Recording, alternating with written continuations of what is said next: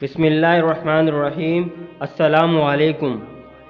قارون کی شرارت بڑھتی گئی اور کسی صورت میں وہ زکوٰۃ دینے پر آمادہ نہ ہوا اور اللہ تعالیٰ کے حکم سے سرتابی کرتا رہا، یہاں تک کہ ایک مرتبہ وہ حضرت موسیٰ علیہ السلام کے مجمع عام میں ایک عورت کو لے کر گیا۔ اس عورت کو بہت رشوت دے کر اس بات پر آمادہ کیا تھا کہ حضرت موسیٰ علیہ السلام وقف کرنے کے لیے کھڑے ہوں تو ان پر تہمت لگانا۔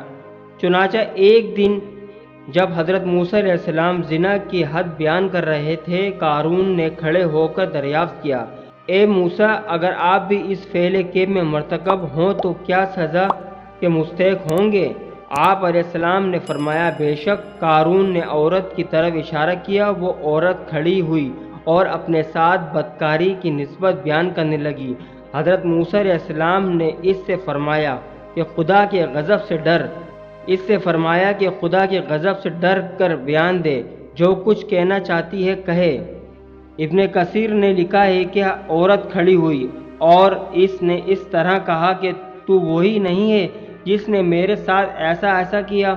تو حضرت موسیٰ علیہ السلام کانپ اٹھے اور 2 رکعت نماز ادا کی اور پھر عورت کی طرف متوجہ ہوئے اور فرمایا، اس خدا کی قسم جس نے سمندر میں راستہ دیا اور تیری قوم کو فرعون کے مظالم سے نجات دی اور پھر بہت سے احسانات کیے، تو جو سچا واقعہ ہے اسے بیان کر۔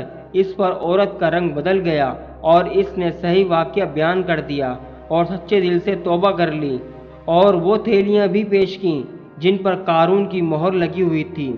بس میرے پیارے دوستو، بھائیو، اگر آپ کو یہ ویڈیو اچھی لگی ہو تو پلیز میرے چینل کو سبسکرائب کریں، لائک کریں اور شیئر کریں۔